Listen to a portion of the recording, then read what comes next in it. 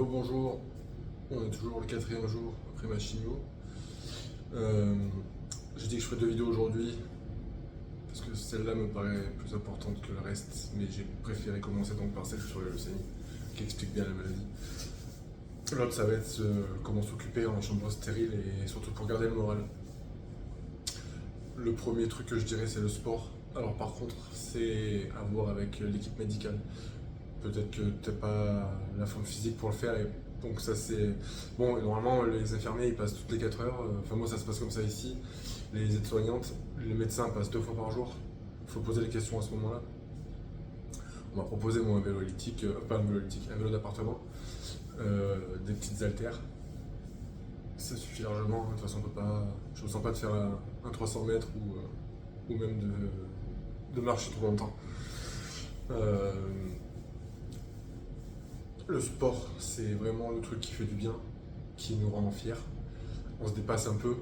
Alors il ne faut surtout pas chercher à augmenter les poids tous les jours, par exemple. Ou il faut juste chercher, écouter son corps. Son corps en a besoin. Le docteur m'a encore dit tout à l'heure que c'était vraiment très bien ce que je faisais par rapport à la chimio et tout ça. En fait, que de faire du sport, ça aide beaucoup le corps. Et que c'était très bien comme ça et que je faisais ce qu'il fallait.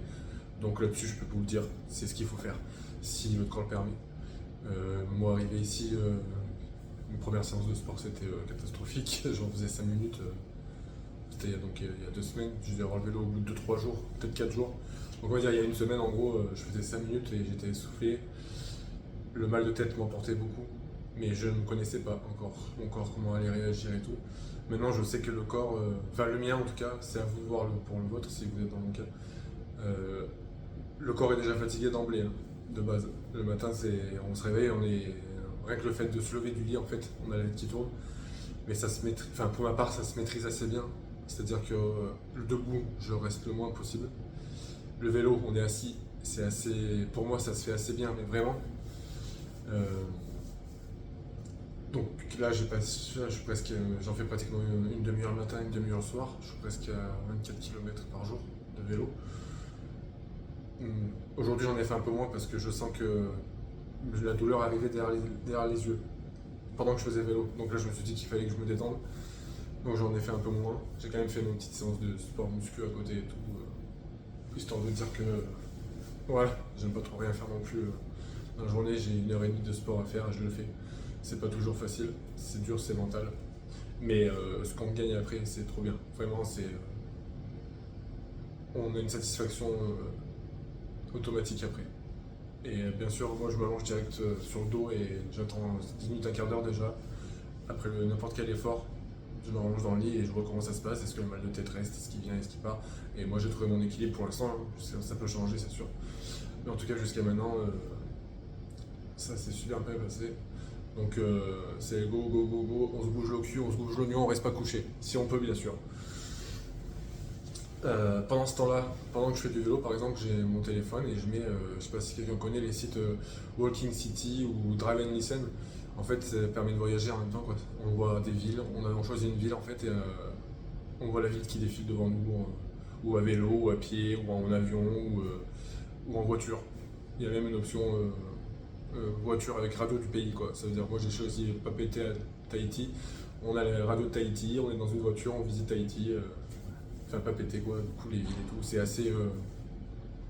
Ça fait assez du bien ça aussi, de voyager, même si on peut pas bouger, ça nous fait voyager visuellement. Bon, moi après niveau musique par rapport à ça, pour le sport, bah, moi c'est Rocky, hein.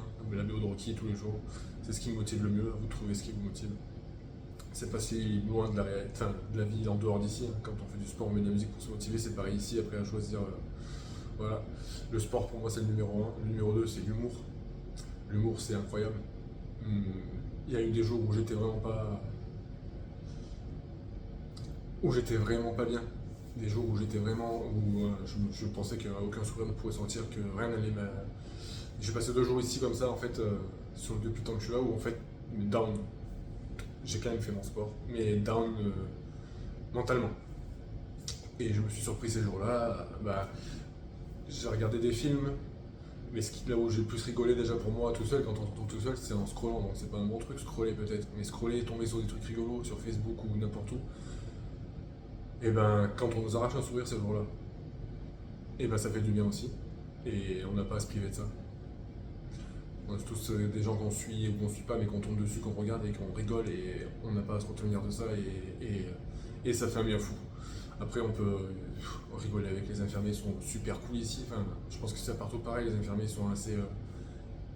Ils aiment les patients, ils sont là pour s'amuser et n'importe quelle connerie, ils vont y aller dedans. On rigole, quoi, on s'amuse.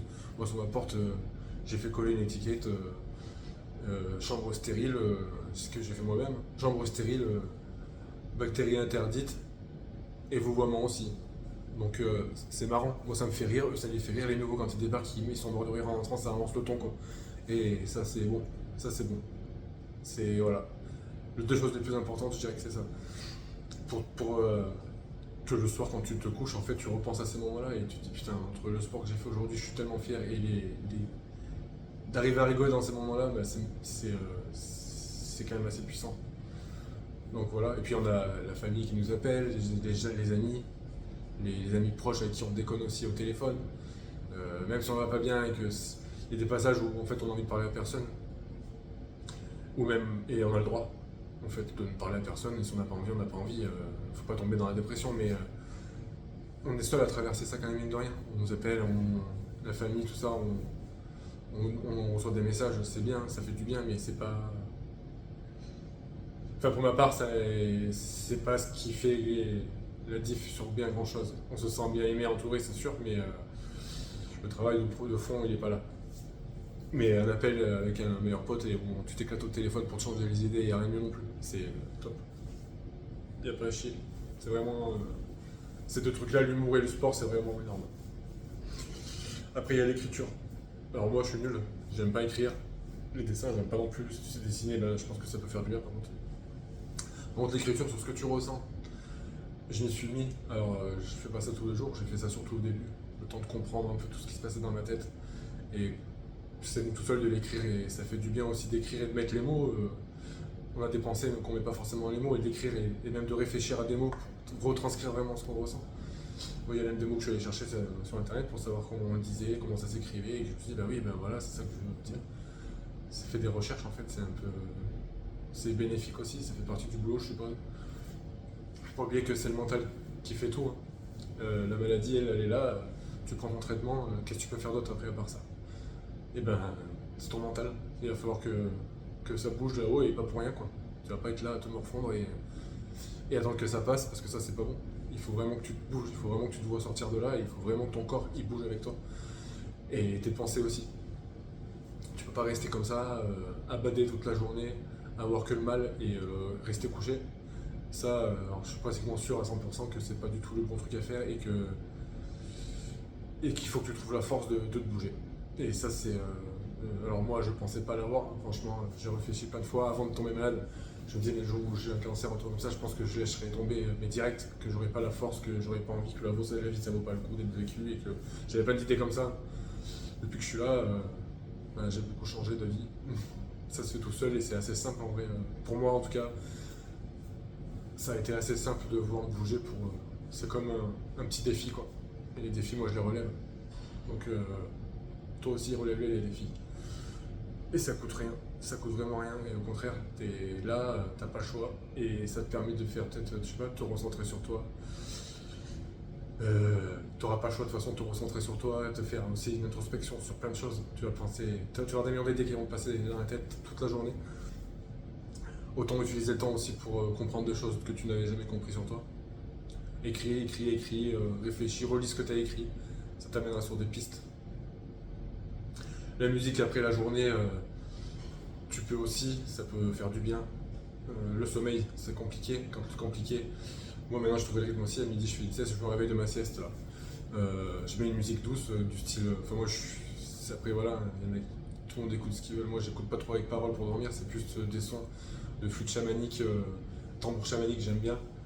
Euh, Ce qui est aussi, tu peux aller voir du côté de ce qui est des musiques qui viennent du Tibet, des trucs comme ça, c'est cool aussi. Ou des musiques de guérison par rapport au Hertz, pour ceux qui connaissent. Voilà celle que je vais écouter. Fréquence de guérison la plus puissante. T'as plusieurs choix quoi, après à chercher qui sont vraiment apaisantes et ça fait du bien quoi. Après ça c'est pareil. Moi je donne ce que moi je fais, ce qui me fait du bien. Si tu as envie de dormir, tu dors, bien sûr, ton corps en a besoin. Ton corps est très fatigué. Rythmer tes journées, c'est le principal. Il faut que tu te donnes un but faut que tu aies des buts dans la journée. Tu peux pas affronter tes journées sans but, c'est pas possible.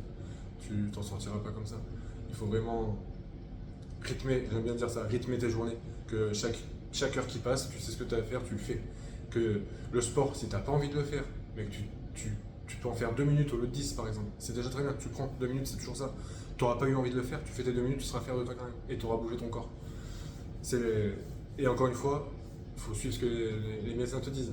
Moi, je suis pas médecin. Moi, ça marche comme ça. Pour moi, c'est pas dit que pour toi, ça soit comme ça. En tout cas, voilà les grands axes de ce qui peut aider. Moi, en arrivant ici, parce que je suis quand même un peu film over d'habitude, moi, c'est un truc que j'adore ça. Tout ce que j'adore d'avant, maintenant, aujourd'hui, la PlayStation et les films, c'est presque ce que je fais le moins parce que c'est vraiment devenu un truc quotidien qui n'est plus vraiment un plaisir. J'ai du mal à rentrer dans les films maintenant, à rentrer dans une série, à être vraiment pris par. Les vidéos que je fais en ce moment, ça me prend déjà du temps, donc voilà. Les films, alors moi pour vous dire, moi j'ai tapé sur ChatGPT, j'ai tapé 100 films pour quelqu'un qui est malade de leucémie, qui est en hospitalisation dans une chambre stérile. 100 films de motivation. Et là je suis tombé sur une liste de 100 films et les 20, 25, 30 films que j'ai regardés au début, ça a été des putains de bons films qui m'ont fait du bien, qui m'ont vraiment fait du bien. Je pourrais peut-être donner des exemples si vous voulez plus tard. En tout cas, je suis tombé vraiment sur des perles de films qui font du bien. Je suis assez sensible, d'habitude les films ça me fait assez vite. Enfin, la larme qui coule quoi, souvent. Je sais que depuis que je suis ici, alors j'ai pas eu de larmes qui coulent dans les films. Les yeux perlent, mais ça tombe pas. J'ai pas craqué pour moi non plus, j'ai jamais pleuré pour ce qui m'est arrivé. Je pense que j'ai un blocage là-dessus, alors voilà, ça c'est un truc sur lequel je travaille, j'essaie de savoir pourquoi, est-ce que c'est que je refuse encore ce qui arrive ou pas, je sais pas. Mais je pense que ça fait du bien aussi de pleurer. Pour ceux qui veulent, ne vous empêchez pas, moi j'ai pas ressenti le besoin pour l'instant. Je pense que ça viendra. Ou pas, c'est pas une obligation non plus. Peut-être que j'ai fait déjà le boulot et je ne pense pas être dans le déni, ça m'étonnerait que je sois dans le déni. Voilà, j'espère que cette vidéo va aider beaucoup de gens, pas que la leucémie, tous ceux qui sont malades, ça n'a pas de limite, même ceux qui sont pas malades en fait, ceux qui sont en dépression, peut-être même chez eux, le sport c'est la même chose, ça pourra vous aider. Bon, c'est pas pareil quand on est chez soi. Là, on n'a pas le choix, on est juste dans un centre stérile, on n'a rien à faire, il faut qu'on trouve un moyen de se bouger. Donc voilà, et toujours, voilà quoi, un jour à la fois les mecs, les filles, les femmes, les enfants, tout le monde, j'englobe tout le monde pour ça. Un jour à la fois, chaque jour est une victoire et on s'en sortira comme ça. Allez les amis.